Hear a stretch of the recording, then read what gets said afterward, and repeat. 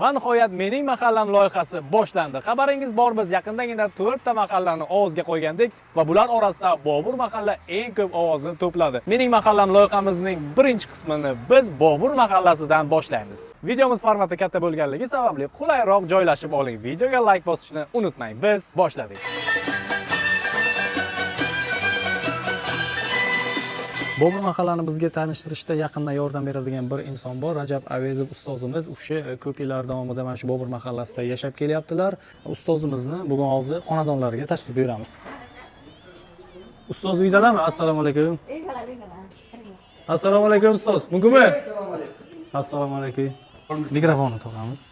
Assalomu alaykum. Qalaysizlar, salomlar. Yaxshimisiz? Charchamayapsizmi? Keling, qani marhamat, keling. Qadam yetdi, balo yetmasin. Allohu akbar. Ustoz yaxshimisiz?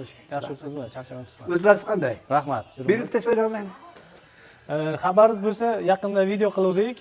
Ya'ni 4 ta mahallaning nomzodini qo'yib, o'sha G'ijdon aholisi, ya'ni ovoz berishi kerak edi va ovoz berish bo'yicha Bobur mahallasi yutib chiqdi. Siz bilan birga sayohat qilishni niyat qilib, eshigingizga qo'yib kelaverdik. Rahmat. Rahmat, ha, Bobur ko'chasi. Shu yerda istiqomat qilyapmiz. 40 yillar bo'ldi chamamda. Mana shu yerda bu Bobur ko'chasi haqida gapirmoqchi bo'lsak, juda ham uzoq tarixga borib taqaladi bu ko'chasi. Demak, Bobur ko'chasi bo'lganigacha bu yerda juda ham bir tashlandiq, ko'l, qamishzor, qo'rqinchli bir nima bo'lib qolgan ekan. Undan oldin bir 15-14-asrlar haqida biz bobolar bilan bir suhbatlashganimizda bilib eshitganmanki, shu joylarda 3-4 ta qishloq bo'lgan. Bu qishloqlarning oti Ko'li Saidon. Yana bir katta ko'l bo'lgan, o'sha ko'lda demak egasi Said bobo bo'lgan ekanda, shu ko'lning atrofida xonadonlar bo'lgan.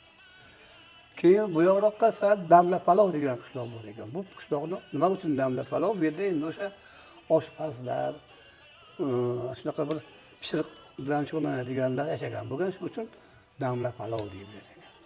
Yana eng qiziq bir nomi bor ekan, bu Meshkobog. Meshkoblar. Yana bu Meshkob degani suv tashuvchi. Bozorlarga issiq havolarda shu ko'ldan suvni etib, demak odamlarni birozgina salqin qilish uchun xizmat qilganlar. Bering ustoz. Lekin keyinchalik yana nimalardir bo'lib, janjal, urushlar bo'lib, bu yerlarda tarixni o'qisak, katta bir voqealar bo'lib, keyin hamma ko'chib, qochib ketib, demak qisqasi yana qaytib tashlandiq yerlarga aylangan. Lekin 79-yilda Salim aka rahmatlik xalqda ko'payib ketgani, mana Qo'rg'onda juda ham ko'p oilalar bo'lib ketgan sababida shu joydan odamlarga yashash uchun yer ajratish haqida qaror qilingan ekan. Mana shu qaror 79-yillarda qo'llangan bo'lsa, chiqarilgan bo'lsa, 80-yillarda o'sha ishga kirib, 81-yillardan odamlar qurilishni boshlaganlar. O'sha boshdan agar hali bir chiqib kelamiz ko'chalarni boshlab qurilish boshlangan bo'lsa, ana biz qarang 3-ko'cha, 3-qator deylik, 3-ko'cha biz 83-yilda shu yerda olganmiz. Yerni qurib o'zini 3 yil imorat qilib 86-yilda ko'chib kelganmiz. Marhamat joydan oling. Kamiga 60% Qo'rg'onni odamlar ko'chgan yerga. Shu uchun bu ko'chamizda hozirgi kecha kunduzda milliy hunarmandchilik avjida. Navoiy deysizmi, beshikchi deysizmi, ayniqsa qandolatchilik, keyin yana bir aytaylik pishiriqchilik, patir pishirish, juda ham ko'p milliy hunarmandchilik bilan shug'ullanadigan oilalarimiz bor. Rahmat ustoz, chiroyli ta'riflab berdingiz. Endi bir savol tug'ildi menga, nima uchun aynan Bobur mahallasi deb nom berilgan? Demak, nima uchun Bobur deb ataldi? To'g'ri.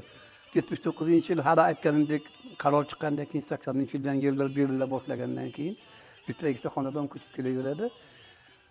O'zimga ham xabarim bor bu holatda, o'zim shaxsan qattiq ishtirok etganman.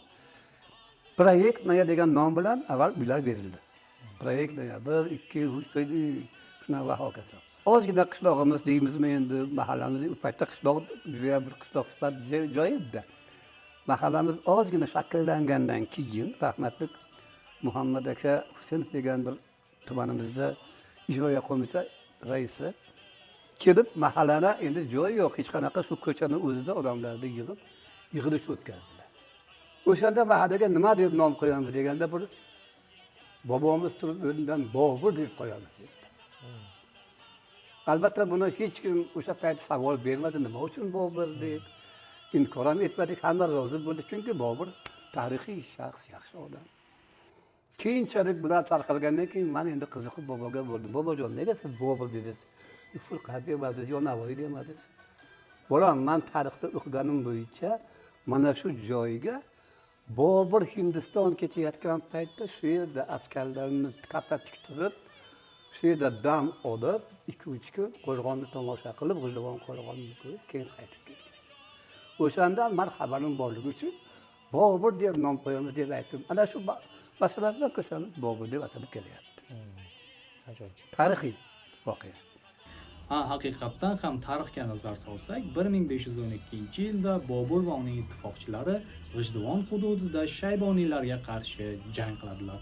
Jang juda shiddatli kechadi, ammo Ubaydullaxon muvaffaqiyat qozonadi. Temuriylar va ittifoqchi kuchlar mag'lub bo'ladi.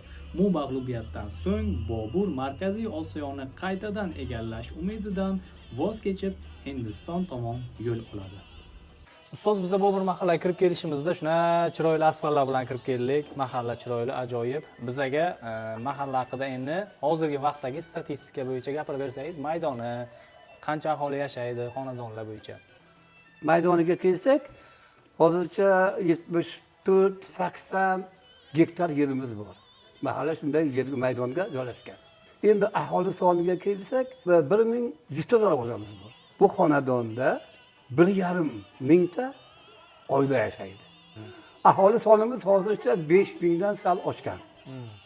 Shulardan bilib qo'yingki, bizni nuroniylarimiz 500 dona. 100% aholini 100% deb oladigan bo'lsak, 45% ayollar. Ajoyib faktlar uchun rahmat sizga ustoz. Avvalambor endi bo'lsa sekin mahallani o'ziga tashrif buyurib, sayohatni amalga oshirib, qanaqa hunarmandlar bor, qanaqa bir yaxshi insonlar o'tgan, shular haqida ham bir ma'lumotlarni olsak. Bo'pti, mayli. Assalomu alaykum. Bobur mahalla bo'yicha video ishlab yurgandik. Shu sizlarga kichik savollar beramiz. Mahallaga nechinchi yil tashrif buyurgansizlar? Biz aslida Sarmador ko'chaga kelin bo'lib tushganman.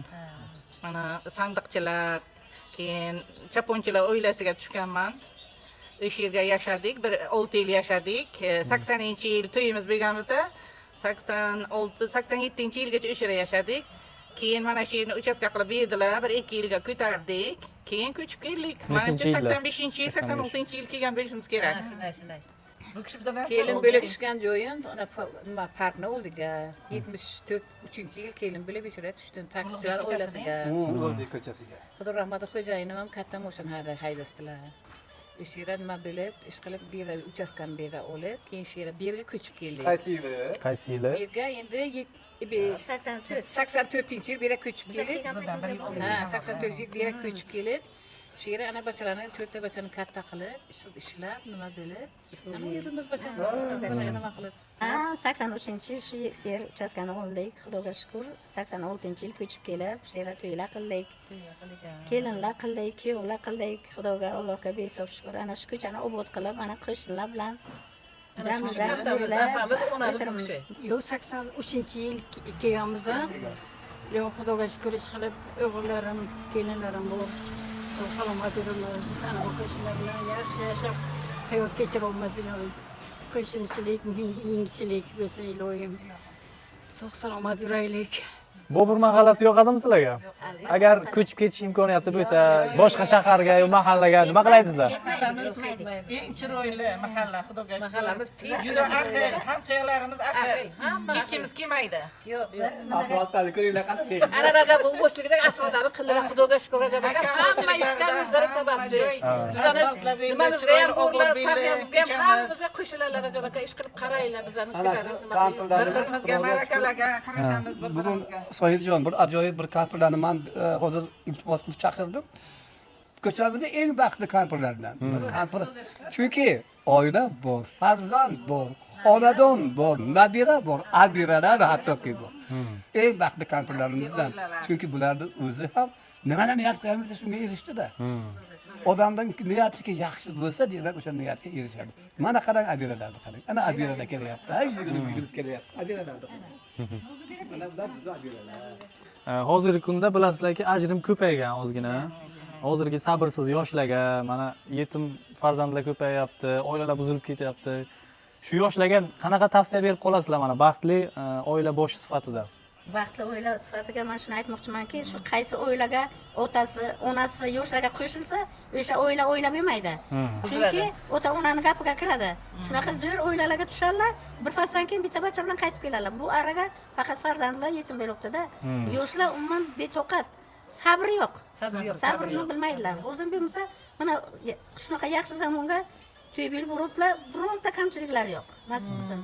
Lekin o'sha kamchiliklarni yana yo'q kamchiliklardan bahona topib, qildan qiyiq topib, faqat uyga janjal qiladilar. Yashabacham, kimga hayotda nima bilmagan, hamma o'ylaga ham qancha janjal bo'lgan, boshqasi bo'lgan, qaynona bilan kelishmovchilik bo'lgan. O'zi bitta qaynapa yo bitta qaynuka bo'lsa ham kelishmaylar. Men hayronman, yoshlar juda ham sabrsiz bo'lib ketgan. Sekin pastdan yuqoriga qarab chiqiladi, lekin sabr qilmaydilar. Sirrazi tepaga chiqmoqchi bo'ladilar yoshlar. Shu uchun mana ota-onalar sharoitini qilib berdimi, baxtli bo'lish yoshlarning o'zini qo'lida. Agar hamma narsaga sabr qilsa, mana quloq solsa, qaynonaga, qaynotaga, xo'jayinga quloq solsa, hayoti juda ham yaxshi bo'ladi, shirin bo'ladi. 1 yil qiynaladi, 2 yil qiynaladi, 3 yil qiynaladi, oxiri hammasiga sabr qilgan odam baxtli hayot kechiradi. Aytib o'tganimizdek, biz homiylarimiz tomonidan bir qancha sovg'alar bilan tashrif buyurdik. Hozir bu yerda qariyalarimiz, ayollarimiz faol ishtiroklari uchun kichik sovg'alarimiz bor. Bu sovg'a nimadan iborat? Bu sovg'ada Osiyomed klinikasidan ular bepul tarzda barcha diagnostika ko'riklaridan o'tishlari mumkin bo'ladi. Shu sertifikatlarni hozir faxriy ravishda topshiramiz. Bobur mahalla faol ayollarga mana Osiyomed klinikasidan sertifikat topshiramiz. Barcha turdagi o'sha ko'riklardan bepul tarzda o'tishlaringiz mumkin bo'ladi. Faqat shu sertifikat yordamida borasizlar. Manzili Buxoro Navoiy emas, o'zimizning G'ijdonda, Xebekan to'g'risidagi domlar orqasida joylashgan. Mana bira. Ochilganiga 1 yil bo'lmasa ham, 1 yil bo'lgan bo'lsa ham, lekin ancha-muncha G'ijdonning xalqini bir nima deydi, minnatdorchilikka erishdilar, chunki kasalxonaga boramiz, hamma minnatdor tarzda tabassum bilan chiqib ketayotgan bo'ladi.